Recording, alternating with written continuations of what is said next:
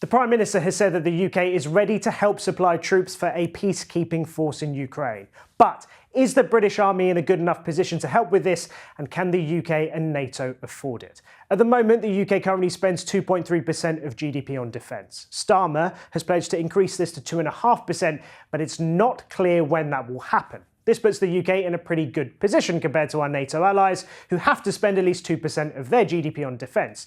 This was agreed in 2014. Since then, all European nations have increased their budgets, and the countries who spend more than the UK share a border with Russia. In real terms, the UK is spending roughly £54 billion on defence. Germany spends a bit more, Italy a little bit less. But everyone is dwarfed by the US, who are spending £768 billion a year. That's why they want other countries to do more. In January, Trump urged NATO's members to spend 5% of their national income on defence. And even if more money is pumped into defence, can the UK even fill its forces? In April, the army fell below its target size for the first time.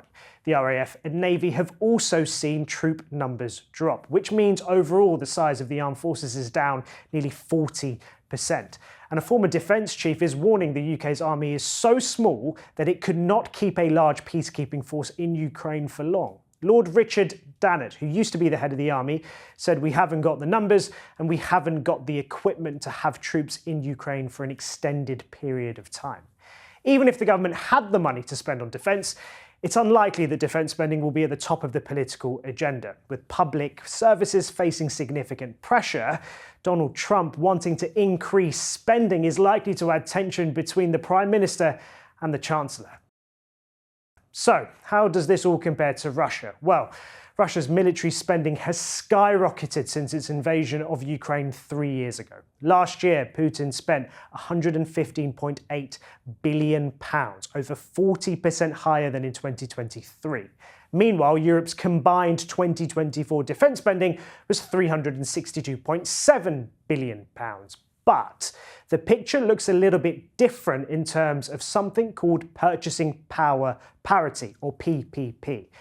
Basically, in countries like Russia or China, it's significantly cheaper to put together an army without using the world market, which means you can get more for your money. So when you adjust that or put it into PPP terms so you can compare, Russia's military spending is actually calculated to be at £366.4 billion, overtaking all of Europe combined and really dwarfing the UK when you put it in on its own. So, how does this translate to personnel numbers? Well, according to the Russian state media, Putin ordered an increase of troop numbers in September last year, boosting the overall size by 180,000 troops to a total of 1.5 million active duty personnel.